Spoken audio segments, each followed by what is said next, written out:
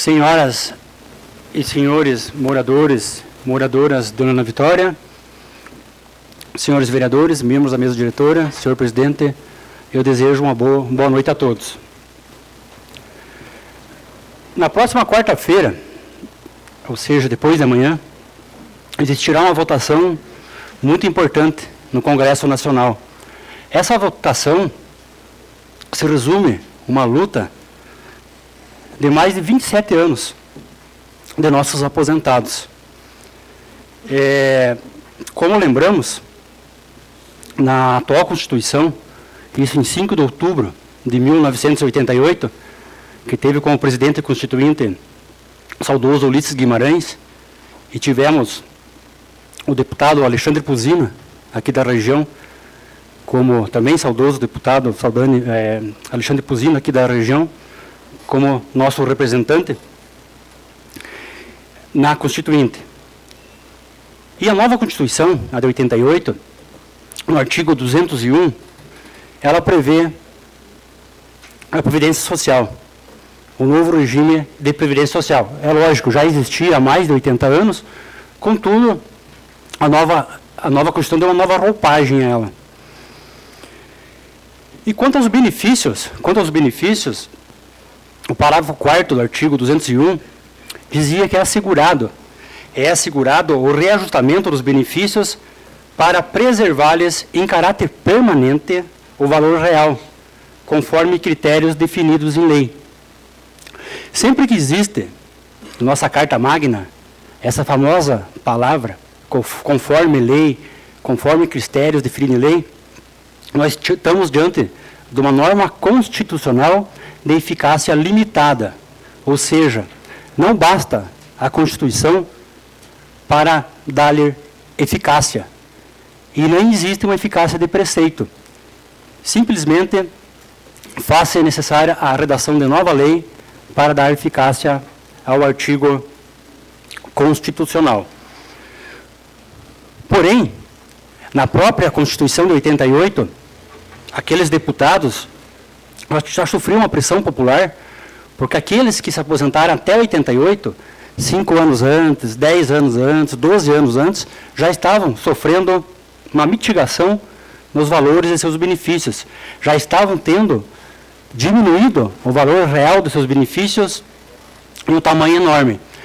Então, o poder constituinte originário, uma bela atitude, colocou no ADCT da Constituição, que é o ato das disposições constitucionais transitórias, o artigo 58, dizendo que todos os benefícios, até então, até 1988, teriam que ser revisados pelo valor real do salário mínimo.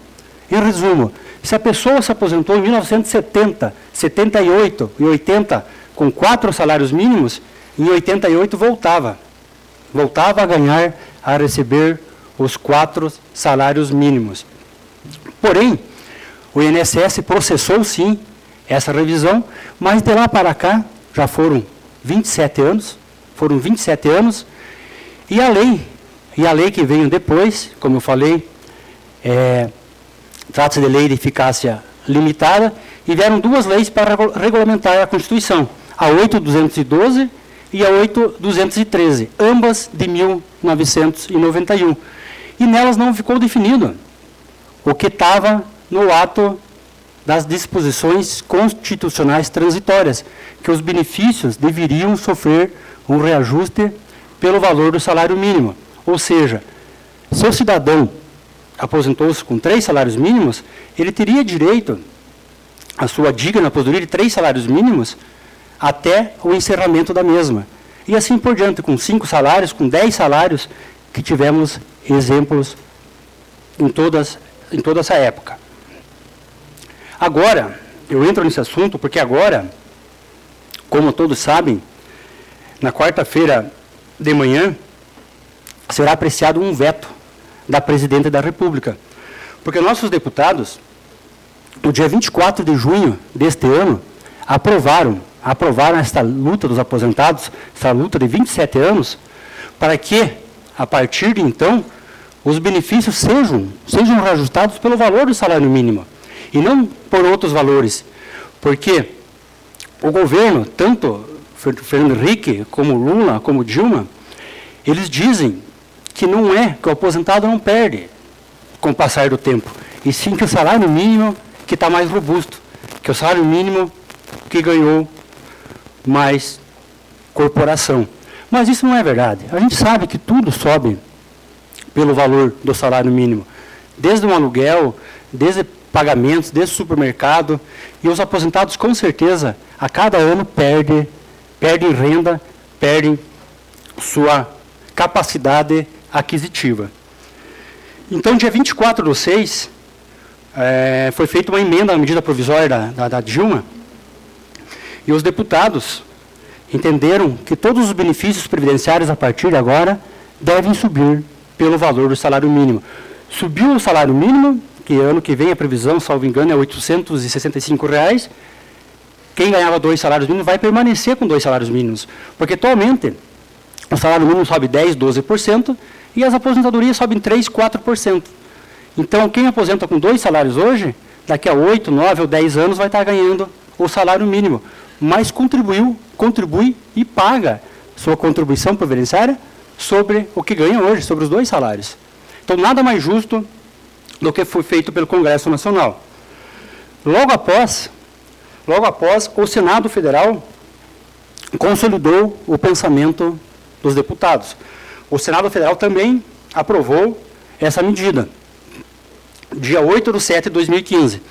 E aqui tem o senador Paulo Paim, que inclusive é do mesmo partido, da nossa presidente, que sempre lutou por isso. O senador Paulo Paim é o que mais ergueu essa bandeira de todos os nossos aposentados terem valorizado seus benefícios e seguir o mesmo ritmo de aumento do salário mínimo. O Senado Federal também aprovou essa mudança, essa alteração.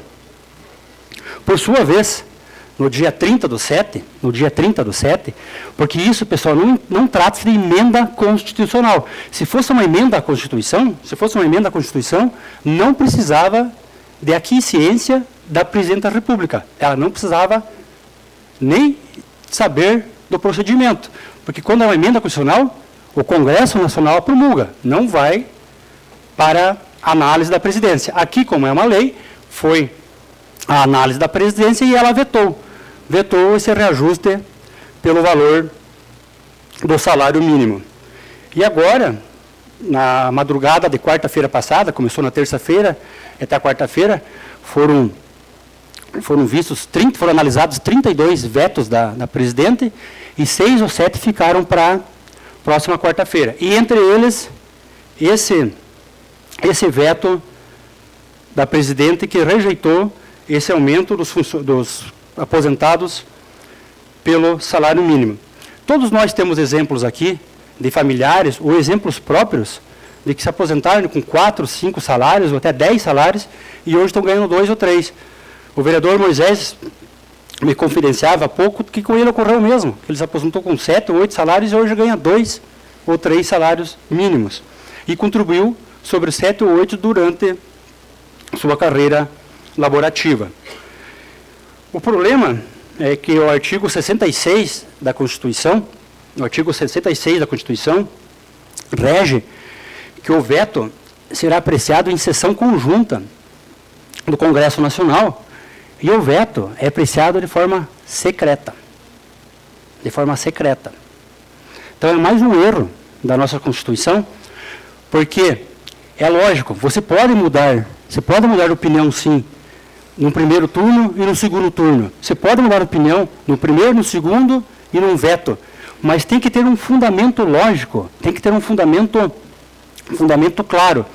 E como dizer que o fundamento é a crise se quando foi aprovado há pouco tempo atrás, há menos de 2 meses, o país já estava em crise.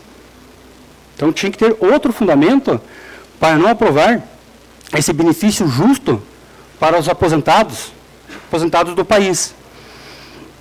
E também essa questão da falta de recursos aqui não cabe.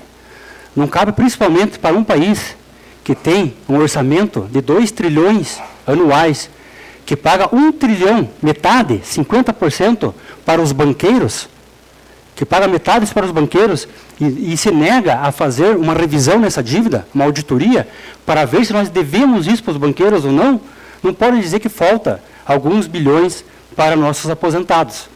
Para um país onde os benefícios sociais, é lógico que muitas pessoas precisam, mas muitos benefícios sociais não têm contrapartida. E tem um aumento anual, em época de eleição, de 40%, 30%, 100% até, tem um aumento, e o benefício do aposentado não tem o mesmo aumento.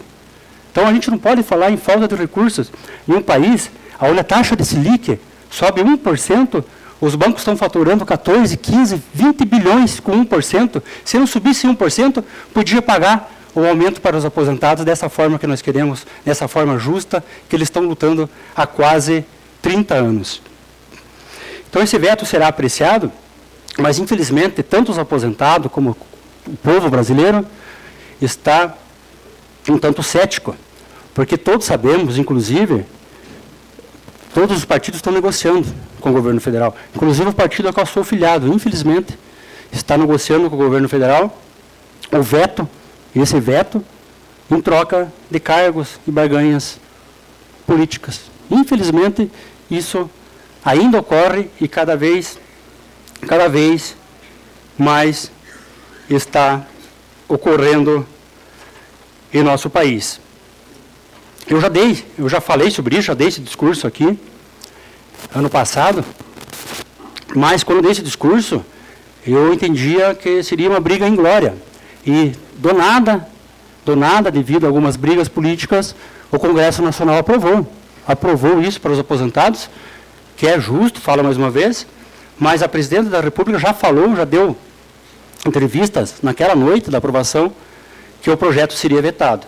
Espero que nossos deputados, nossos senadores, mantenham suas recentes posições, faça necessário a maioria absoluta do Senado Federal, como nós temos 81 senadores, 41 senadores derrubando o veto, não concordando com a presidenta, nossos aposentados terão um reajuste, e, como são 513 deputados federais, façam necessários 257 votos.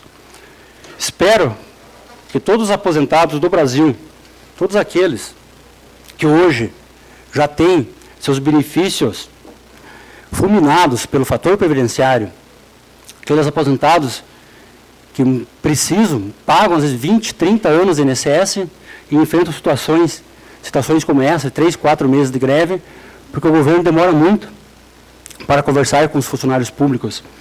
Espero que esses aposentados sejam recompensados com o mínimo possível, porque isso é o mínimo possível que eles estão pedindo. Eles estão apenas pugnando pela valoração de seus benefícios. Não estão pedindo aumento, eles só querem que seja preservado o valor inicial de suas aposentadorias.